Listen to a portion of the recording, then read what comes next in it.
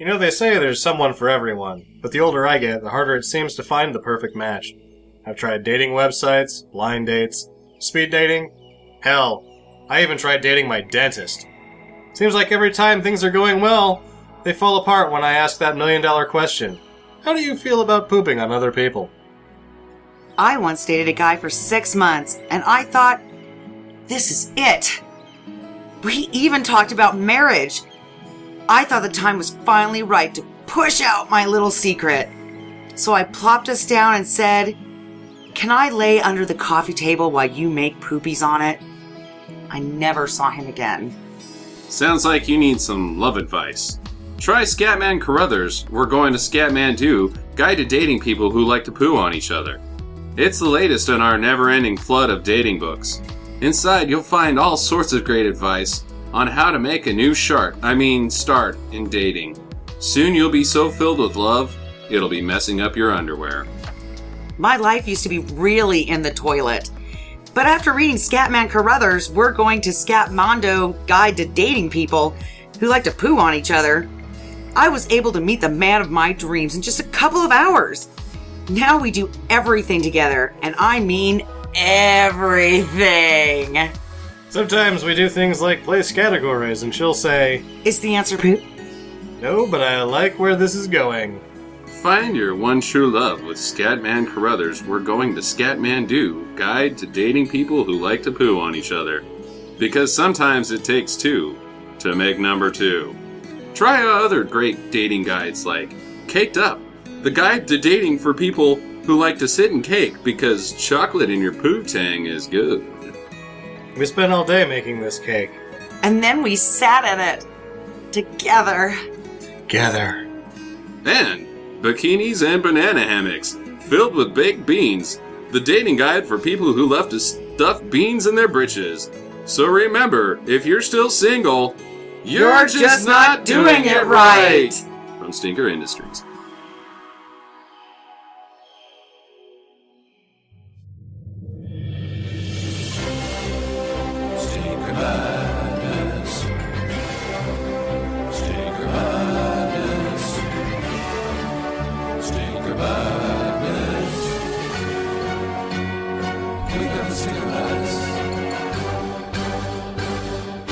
Hello, welcome to Stinker Madness. This is the podcast about bad movies, by bad movie lovers, for bad movie lovers. I'm your host, Justin.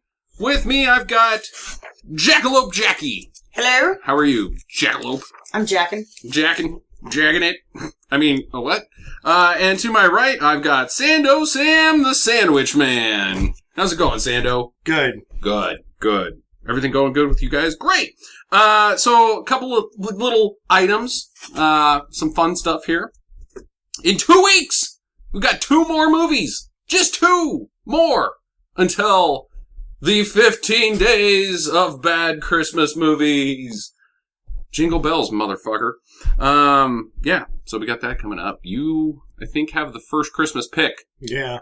Which is going to be, what, Halloween? Home Alone 3. Home Alone 3, nice. Under dispute, because I really want to do Home Alone 1, but everybody's giving me the business. I think you should just watch that by yourself. So I totally wussed out. I probably will, and I'll be like, this would have been perfect! No! Get a bathrobe and a nice glass of cognac and watch Home Alone by yourself. I'd probably be watching it, and somebody would come to my house and be like, what are you doing?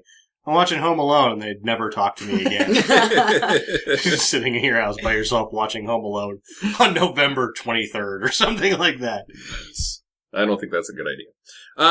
Follow us on Twitter at twitter.com/StinkerMadness and check out our new website design. Just released today. Actually, this will be a week ago today when this gets on the air, but whatever. It's nice, it's shiny, it looks good, you should be able to like it. And don't be afraid to leave us comments on the messages or the actual episodes. Listen to the episode and then leave us a message and say what your thoughts were of it, or either Twitter us, either way. So the fun thing. Jackie. The fun thing? There's only one fun thing? No, there's a very fun thing. This is a fun show, Sam. Jackie has made a bet. Okay. The bet is that with her new treadmill that she just got, she has to use it 30 minutes every day between the day she got it and the day after Thanksgiving for 30 minutes every day, and if she loses, if she doesn't do it, I get to choose every single movie she watches. She no longer gets to choose any movies until June. And then, even if I choose a crappy movie, she still has to look me in the eye and say, that was a good pick. So what you're warning people is that there will be no more awesomeness like the Beastmaster or Flash Gordon for you to enjoy on this show.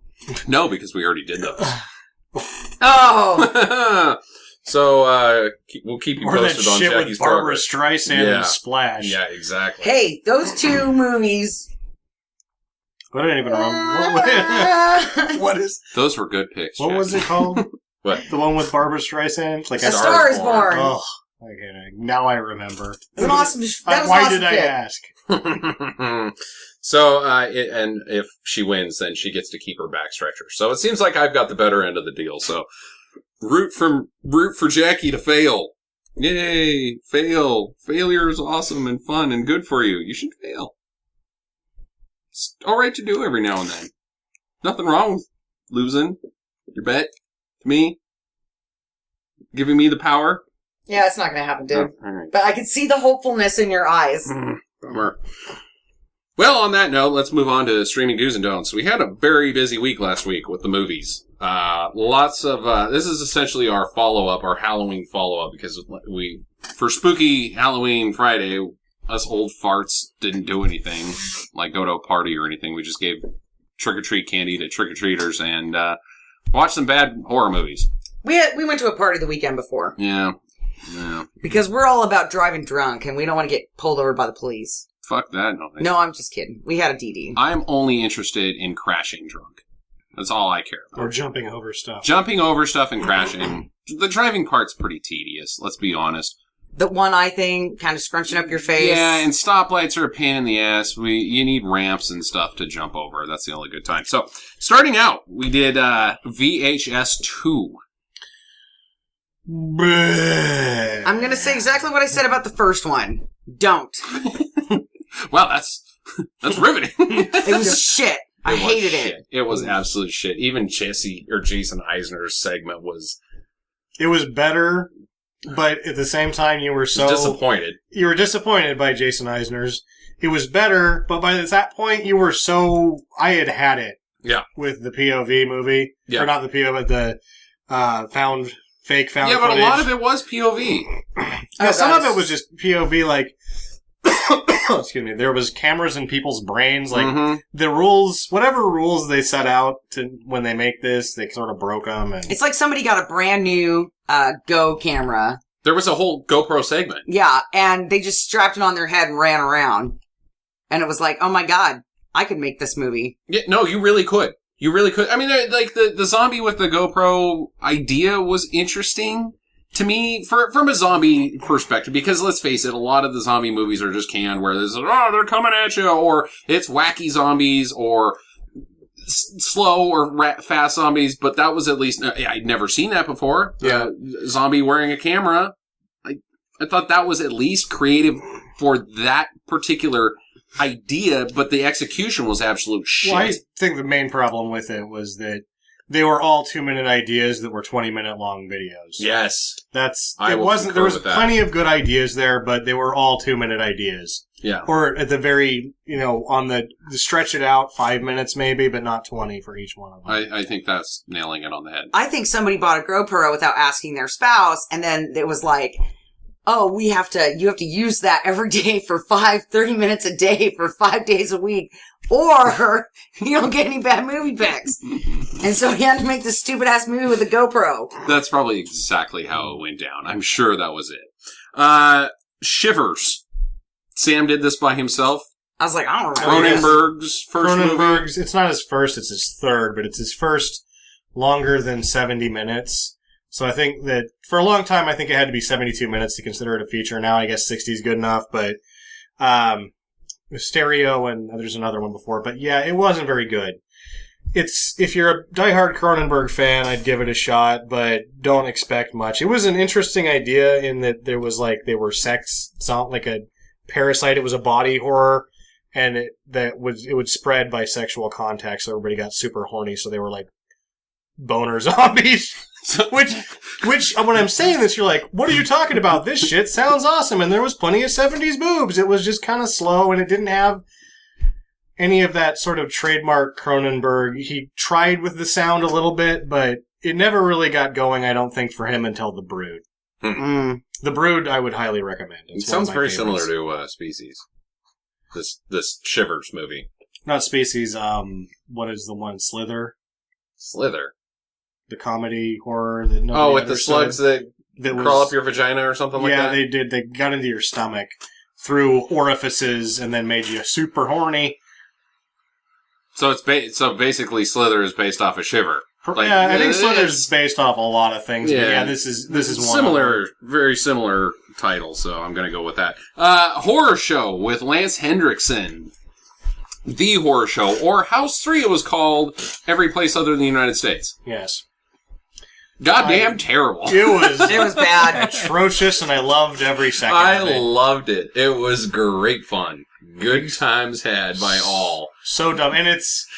Jinky. Yeah, Harry Manfredini shows up with some goofy laughing, and... I hated it. Don't do it. You didn't like Horror Show. It. Oh my god, it really? Was so ridiculous. It was awesome. It was over the top. It was annoying. Just because he makes the the weasel laugh every now and then? No, but it was just like, I don't know, I just couldn't get into it. It was bullshit the movie. It was bullshit the movie.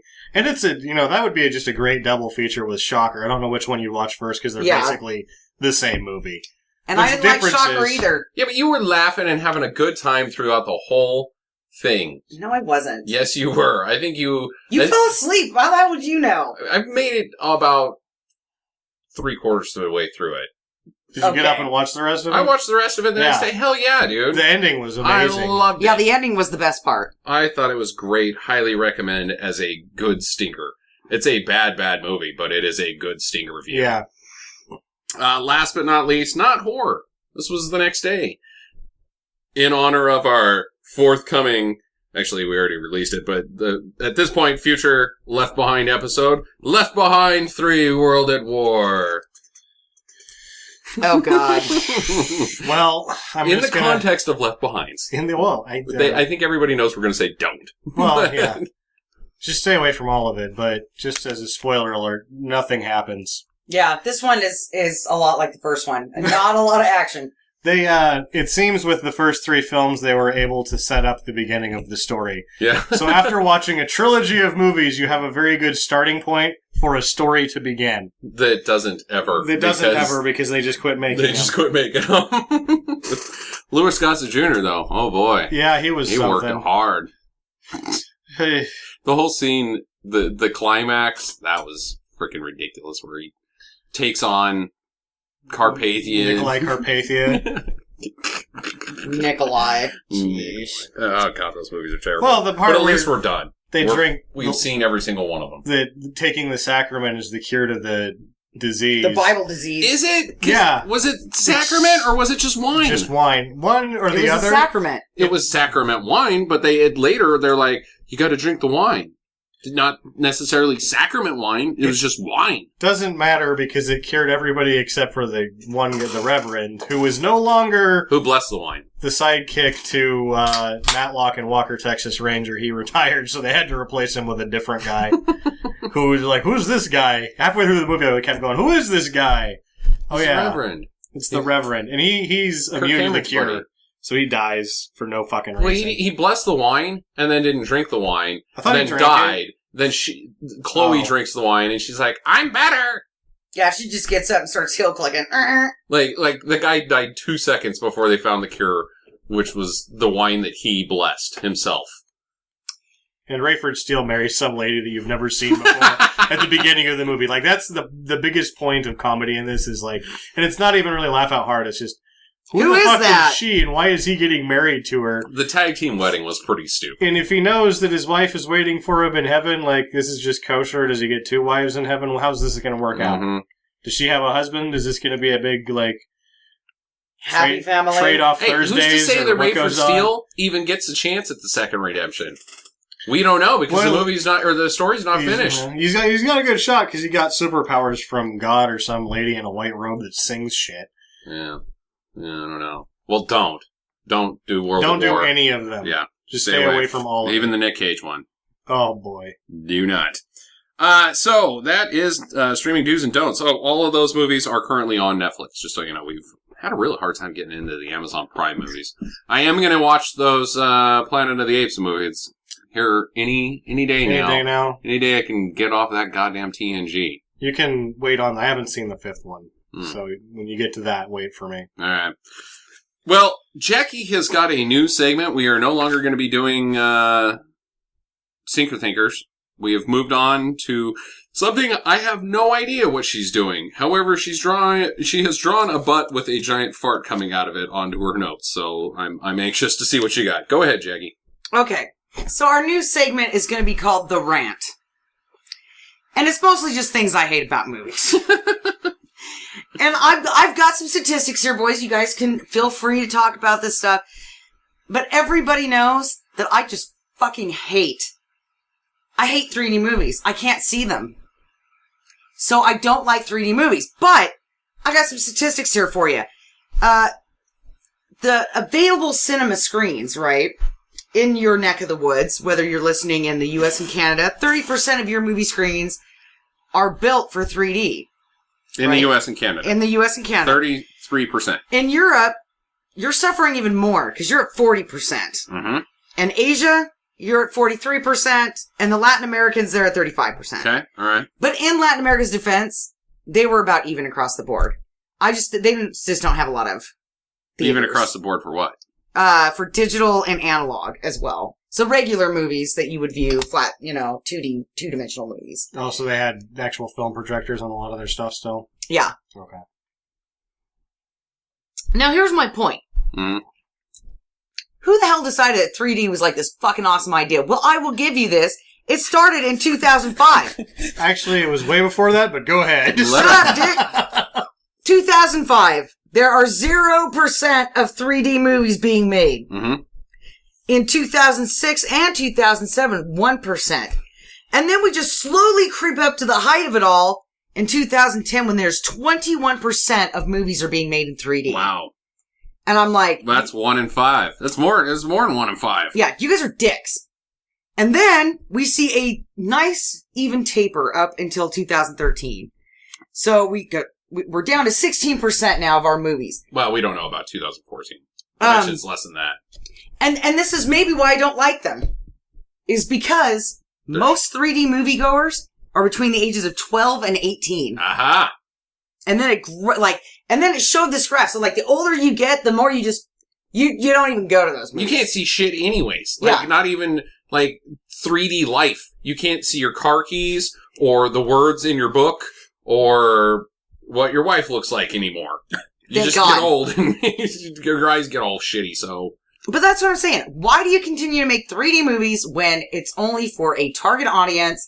Those people don't even have any fucking money. 12 and 18-year-olds? Oh, yeah, they do. They don't have any money. Oh, yeah, they do. You know who's giving them their money to go to the theater? The 35-year-old parents that are parents. get the fuck out of here. Exactly. I'm not going to that 3D movie because I can't see it. That's why my problem with all these goddamn horror movies that suck is the teenagers just go to the theater to make out because they can. Mom, we're going to go see a movie. Well, you're probably not going to make out in the theater. Yeah, we are. But no, we're going to tell you that we're going to go see a horror movie. It's going to be scary. And then you're going to end up with your son who's got hand herpes because he's been digging in the popcorn for some badge the whole time. That's my rant. Don't let teenagers dictate what we see. You should let old guys like me do it. Yeah. What are we watching? And really, 3D? If you're not going to shoot it in 3D... and Sword the movie again. Yeah, or just if you were a little bit older, it would instead of James Bond, you'd have a Matlock movie franchise. Oh, did you hear they got the Ben Affleck to play Matlock? Yeah, woohoo! I'm sure they will at some point. And it'd be shot in 2D because nobody old absolutely 2D. Is going to go see 3D Matlock because they're like... It would be projected on a newspaper. So that's my rant. I don't like 3D movies. Quit fucking making them. Just go back. It sounds like we're headed that way. Yeah, they're gonna. Yeah, just continue to taper down because you know what? It's just really fucking insulting as a moviegoer when you advertise something as 3D and you've got 3 minutes of 3D in the entire movie and it's all in the beginning credits and then fuck that noise. Like, I just paid extra money to go to see a 3D movie that had 3 minutes of 3D, 2 hours of film. Well, you know who's doing that. It's not the directors or the movie makers at all. It's just purely the studio. Because you're going to write it out. I think that we can make an extra $5 million off of this movie by also releasing it in 3D. So they hire a group of graphics artists to go and redo the film footage in these little segments where it looks like there might be something happening in 3D. They just go in and sprinkle bullshit here and there that's in 3D. I know, and it for is, the teenagers. So they're still making money off of it. That's the problem. And they'll quit when they quit. I mean, it happens, it's a cycle, because it happened with I think the one that really burst the 3D bubble in the 80s was Jaws 3D with Dennis Quaid. That thing did horrible. There was also a whole slew of crappy monster movies right before that. And that was the prestigious one. That was the one that busted the door down. But there was like some of the not Corman movies, but those sea monster movies that were really, really piss poor. They put 3D in those, and that's when Paramount got the holder on the idea for Jaws 3D to do it. Right, but that's my rant. Don't make 3D movies. Don't go in afterwards and sprinkle bullshit into them. It's insulting. I hate it. And it doesn't make the movie-going experience fun for me. Because I can't fucking see it anyway. I give it 5 years, and we're going to be on a 15-year 3D hiatus. Yeah. Thank God. Yeah, and then somebody like James Cameron will make a good 3D movie. Yeah. And it'll be mind-blowing. And everybody else will have to make a 3D 3D movie. And you get Jared the what was it? Metal Storm, the Destruction of Jared Sin. Yeah. That was a 3D movie. Yeah, it was. Boy. You know, if I could find a 3D movie that I actually enjoyed watching, Tron. I probably... Tron. I watched Tron in 3D. Yeah. I went to the theater and watched Tron in 3D. really like Tron. I really like Tron in 3D. It was neat. It was like going to a freaking rock concert that had a plot. Yeah. It was just cool. I wasn't impressed enough to be like, yeah, I'm on board for the 3D. No, obviously not make every movie in 3D, but at least Spider-Man, Godzilla. Yeah, Tron should have been in 3D. Yeah. It was in 3D. It looked great in 3D. Kill it right there. You're not going to make something awesome long term by adding some 3D into it. Yeah, so there you go. There's Jackie's new segment. Sam, why don't you tell us about the forthcoming movie called The Love Guru? Sam's boring bullshit. Well, The Love Guru is directed by Marco Schnabel. And is a Jackie pick. Marco Schnabel? Marco Schnabel. That's a name? Yes. Whoa. You will remember him as the director of this film. Uh-huh. He With a name like that. also was the writer of the Librarian duology that was like made for... Oh, yeah. The with TNT Noah Wiley series. TNT. Yeah. I really like those movies. Those were kicking the pants. Yeah, those are fun. Do you think that Marco Schneisbel ever... Schneisbel. Whatever the hell he say his name. Might as well be. Schnabel. Schnabel was ever like, Marco Schnabel. I bet that was his entire, like, that was his life from kindergarten until, like, 7th grade. I'm sure you were the very first person that's ever thought of that. Yeah, and then there was one Pretty guy clever. that, like, up until his freshman year kept doing it. And then he's like, why do you gotta do that? And the guy was like, because nobody likes me. And they became best friends. And that guy was the named Mike Myers. star No, they're in not his really. first movie. They don't seem to go back very far. Mark Schnabel had been a auxiliary producer on the last, or an associate producer on the last, the Gold Austin Powers series, and was a crew member on some other movies. But I just went through his large highlights. This was also, besides being produced by Mike Myers, it was produced by Gary Barber, who is the chair and CEO. Barber chair. Just saying, that was funny. Yeah, I guess. This episode brought to you by 44 North, Idaho's finest vodka. Well, he's the chairman and CEO of MGM and the founder of Spyglass Entertainment, so this was not one of his finer moments. Isn't Spyglass a stinker studio, though? Spyglass is a stinker studio. Yeah. The Lionsgate and the Miramax. Now, this was produced, written, and starring Mike Myers, and he won a Razzie for all three. Yes. You got the trifecta. Is this our first Razzie winner? I don't know, maybe. Because this is the most decorated Razzie film that we've done, because he won Worst Picture, Worst Screenplay, and Worst Actor. Yeah, I don't know. I think this might be our first Razzie. First worst picture. Mm-hmm. So what is the real trifecta? Is it like Tony, Oscar, No, that's EGOTing. EGOTing? Okay, never mind. Whoopi Goldberg. Yeah. I was thinking like, oh Trey my god. Nutstone. So he'll be at a dinner party. Mike Myers will be at a dinner party and be like, yeah, I trifected. And then everybody will be like, really? I'm like, yeah, for Love Guru. I don't think anybody says that. Except for Halle Berry. She owned up to her Razzie pretty hardcore. Yeah, she showed up to his house and took it. And then Bill Cosby had him bring it to him on Letterman. Yeah. For Leonard 6. Yeah. Go ahead. So this George Clinton does the music. That's the other crew. Like that's maybe the highlight of this. Yeah. And we don't know because I've never seen it. And Parliament? Yeah. Funkadelic. So The Spy Who Shagged Me originally was supposed to have 4 characters played by Mike Myers, the 4th being Austin Powers' Love Guru. Ooh. Instead, it gets written out of the film so that it can get its own goddamn movie. Jesus. Ooh. So then this is that movie. He has a greeting in the film. His Hindu greeting is Mariska Hargitay, who is, of course, the lady in Law and Order Special Victims Unit. So Hinduism gets raped. Like, there's not the Hindu American Foundation came after these guys pretty hard, but then saw it and was like, "Oh, what a piece of crap! I'm not even going to bother with this." It was a waste of time. They're like, pass. This is not going to influence anybody on our religion. It has a 14% on Rotten Tomatoes and a 24 on Metacritic. Getting pretty low there. And this is all I have left to say about it. Keep an eye out for Oprah, Deepak Chopra, Val Kilmer, Kanye West, Jessica Simpson, Mariska Hargitay, who does a cameo for her part in the non-comedy of this film, Daniel Tosh, Jim Gaffigan, and Stephen Colbert. Wow. And Justin Timberlake.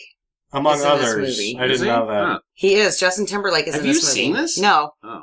But I know that he's in it. Huh. Because he's on the cover. There's others as well. There's Morgan Freeman does a voice, but that was the ones that I decided to put in here. So how did this flop so terribly bad? Because it's terribly Awful. bad. All I read about it is that it's the least funny movie ever. And it's got a lot of really famous people in it, so that's why I kind of chose it. I haven't seen this. Nobody has seen this. So I'm like, oh, but it's got like some really funny people in it. So, and I think Justin Timberlake is kind of funny. You know, I thought that this was the first comedy we've ever done. That is not true. We did Spice World. Yeah. Oh, was that a comedy? I thought that was a biography. Splash is a comedy as well. Yeah, it's true. No, this Splash is just a great movie. Splash is a great movie. And I'm such an a-hole. This is my redeeming movie. Throwing us right into the toilet. I don't know. I think you're still riding that Beastmaster wave. This thing made $32 million domestically and $40 million worldwide against a $62 million budget. Oh my god. In 2008, this cost $62 million, which is kind of a lot for a comedy movie. Right in the bunghole. That's awful. That's is that what you got? That's what I got. There were no painted tigers or anything in this one? I was really hoping for some animal hijinks. Well, there is Mike Myers Mariska with a Hargitay. beard. That's true.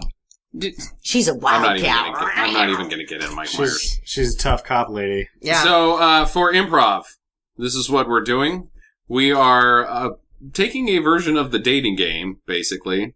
And do we even set up the theme, or do we just do it and people Let's just can do figure it out? Okay. Well, I'm going to do that. Sam's going to be the host. You want to take lead on this? Sure. Okay, go ahead.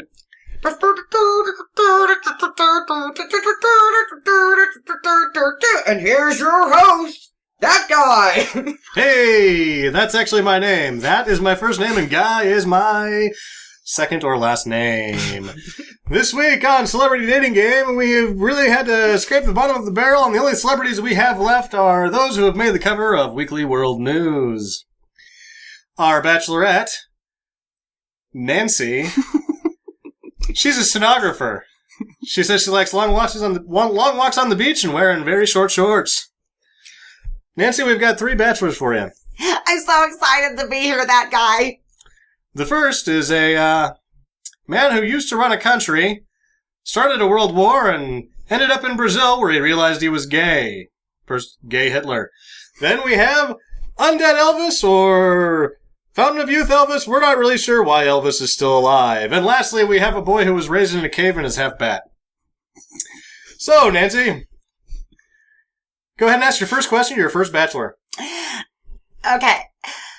So, my premium date would be like, okay, so you know how they have gold cards and silver cards, but if we were going to go on a platinum date, where would you take me and how would you pay?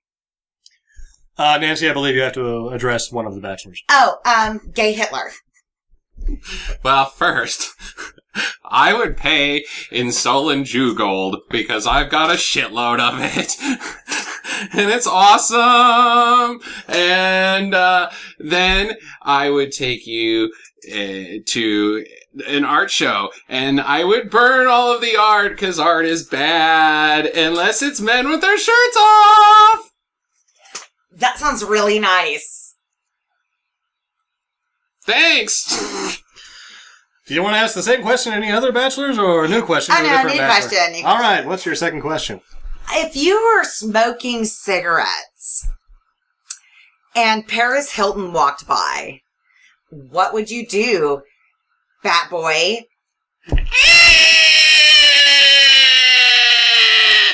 That's exactly what I would do too. I'd totally burn her in the face.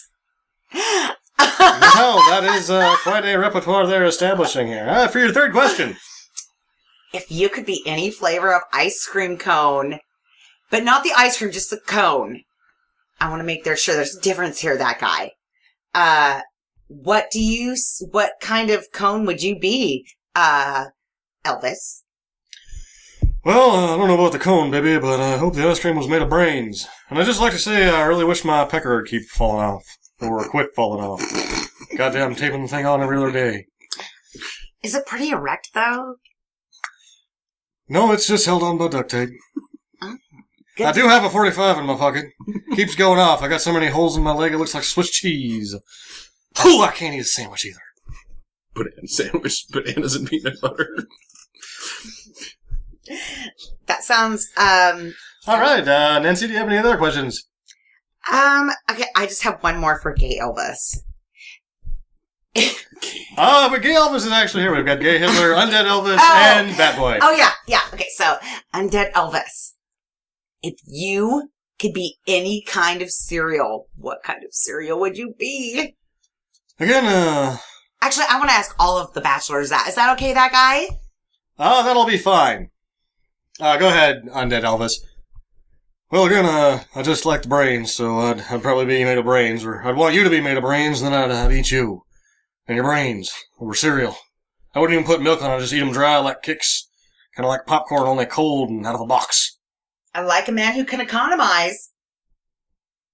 All right, go ahead, Gay Elvis, or Gay Hitler.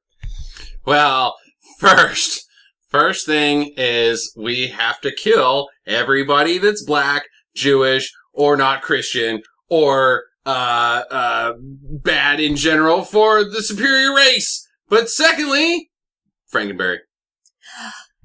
Okay. All right, Bat Boy. Oh my god, he likes Count Chocula too! That's my favorite cereal! Okay. Oh, that guy, I am totally going with Bat Boy! Well, we're sending you on a comfortable weekend. And honestly, I did not expect a Bat Boy to win, but to a cave with a couple of lawn chairs in it. Until next week. Get I'm to that the guy. chopper! Get to the chopper.